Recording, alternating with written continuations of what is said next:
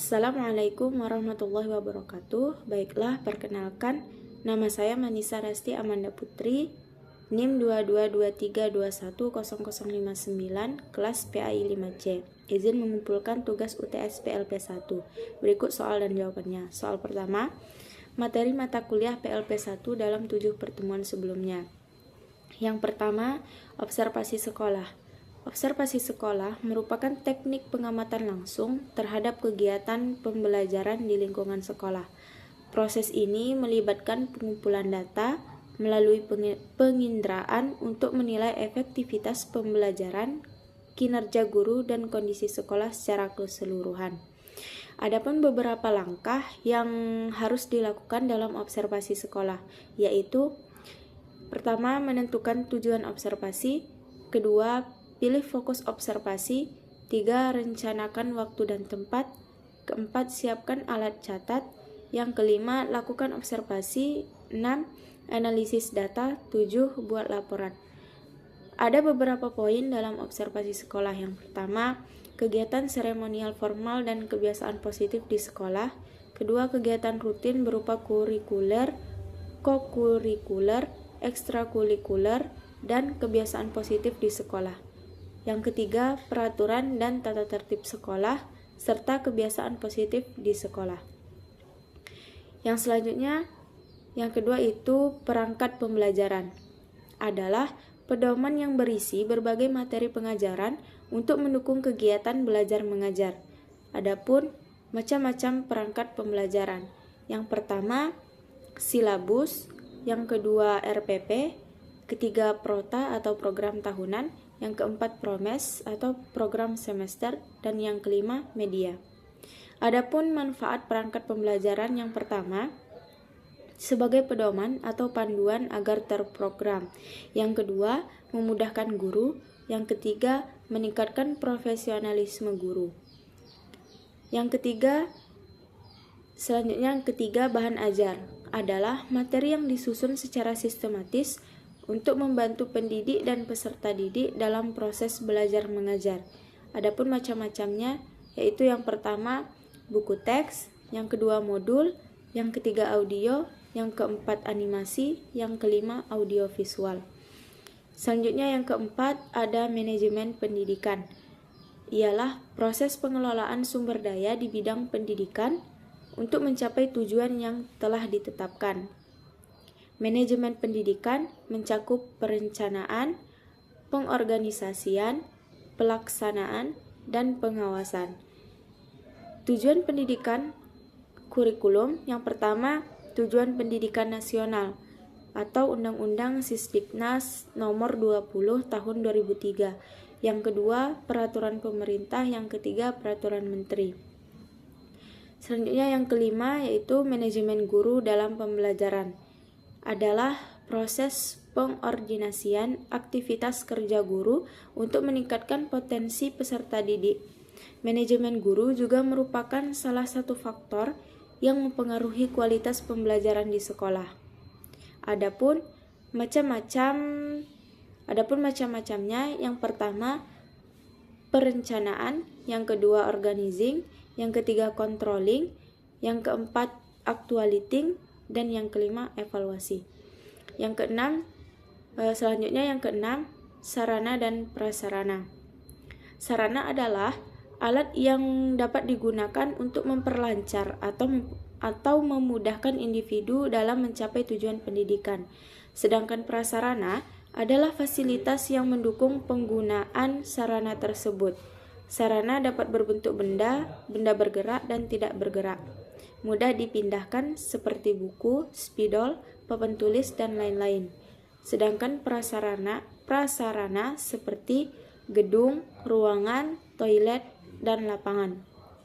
Adapun fungsi sarana dan prasarana, yang pertama mempercepat proses kerja, yang kedua mempermudah proses kerja, yang ketiga meningkatkan produktivitas, yang keempat menciptakan kenyamanan, dan yang kelima menciptakan kepuasan.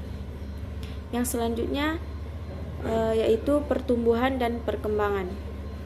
Pertumbuhan adalah perubahan fisik sedangkan perkembangan adalah perubahan sikap dan tingkah laku serta interaksi lingkungan.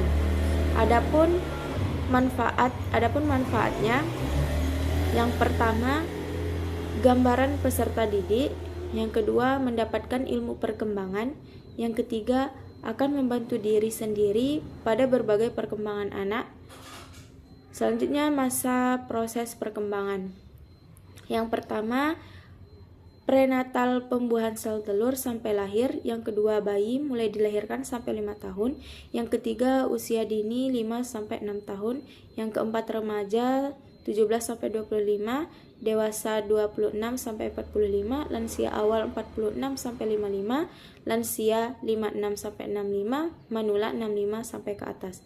Soal kedua, manfaat materi mata kuliah PLP 1 dalam 7 pertemuan sebelumnya dengan tugas yang akan mengikuti asisten mengajar.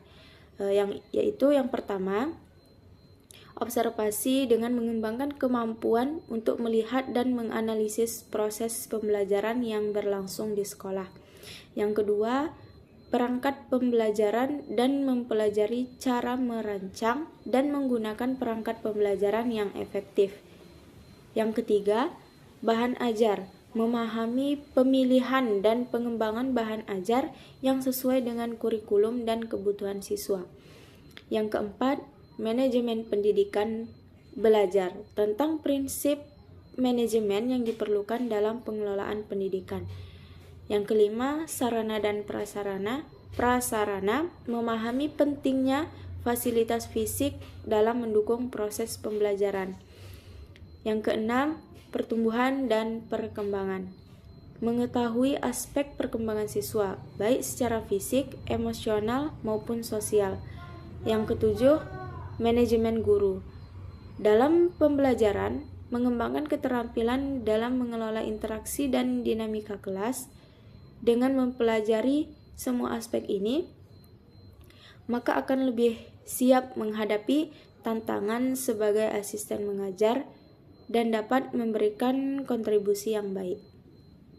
Selanjutnya, tugas UTS PLP 2. Yang pertama, bagaimana mengimplementasikan manajemen sekolah sebagai seorang calon guru dan apa manfaatnya dalam mencapai tujuan pendidikan. Jelaskan dengan alasan. Mengimplementasikan manajemen sekolah sebagai seorang calon guru adalah hal penting untuk mencapai tujuan pendidikan dengan meningkatkan kualitas belajar siswa, menyelenggarakan pembelajaran yang efektif, menyediakan program pengembangan siswa, dan membantu memotivasi siswa. Cara mengimplementasikan manajemen sekolah. Yang pertama, perencanaan pembelajaran. Yang kedua, pengorganisasian sumber daya. Yang ketiga, pengelolaan waktu. Yang keempat, penerapan strategi pengajaran. Yang kelima, evaluasi dan umpan balik. Yang keenam, kolaborasi dengan stakeholder. Selanjutnya, manfaat dalam mencapai tujuan pendidikan. Yang pertama, peningkatan kualitas pembelajaran. Yang kedua, lingkungan belajar yang positif. Yang ketiga, pengembangan keterampilan. Dan yang keempat, responsif terhadap perubahan. Soal yang kedua, bagaimana hubungan metode, model, media pembelajaran dengan instrumen penelitian atau asesmen penilaian dan hubungannya dengan modul ajar. Jelaskan dengan alasan.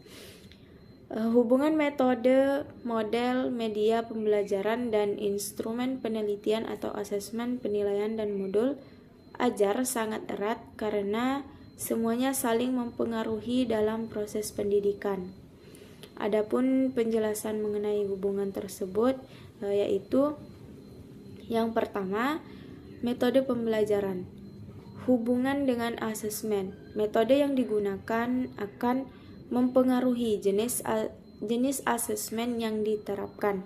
Sedangkan hubungan dengan modul ajar harus mencerminkan metode yang dipilih. Yang kedua, model pembelajaran. Hubungan dengan asesmen. Model pembelajaran yang dipilih akan menentukan jenis asesmen yang digunakan. Sedangkan hubungan dengan modul ajar perlu dirancang untuk mendukung model pembelajaran yang dipilih, termasuk aktivitas, tugas, dan alat evaluasi yang cocok. Yang ketiga, media pembelajaran. Hubungannya dengan asesmen, media yang digunakan dapat mempengaruhi cara penilaian dilakukan, sedangkan hubungan dengan modul ajar harus mencakup media pembelajaran yang mendukung metode dan model yang diterapkan. Yang keempat, instrumen penelitian atau asesmen penilaian.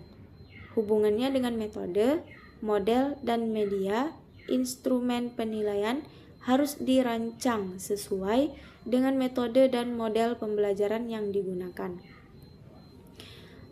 Soal yang ketiga, bagaimana persiapan Anda untuk mengikuti program asisten mengajar? Sebentar lagi, jelaskan dengan contoh. Adapun beberapa persiapan saya sendiri untuk mengikuti program asisten mengajar, yaitu yang pertama, mempelajari kurikulum dan materi ajar dengan cara membaca dan memahami kurikulum serta materi yang akan diajarkan.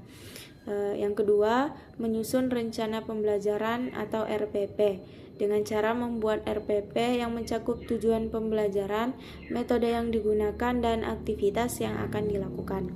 Yang ketiga, mengumpulkan bahan ajar dengan cara mengumpulkan alat bantu seperti poster atau soal latihan.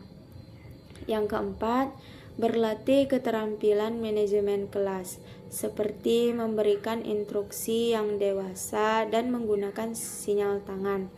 Yang kelima, komunikasi dengan guru pengampu untuk mendapatkan saran dan tips tentang pengajaran.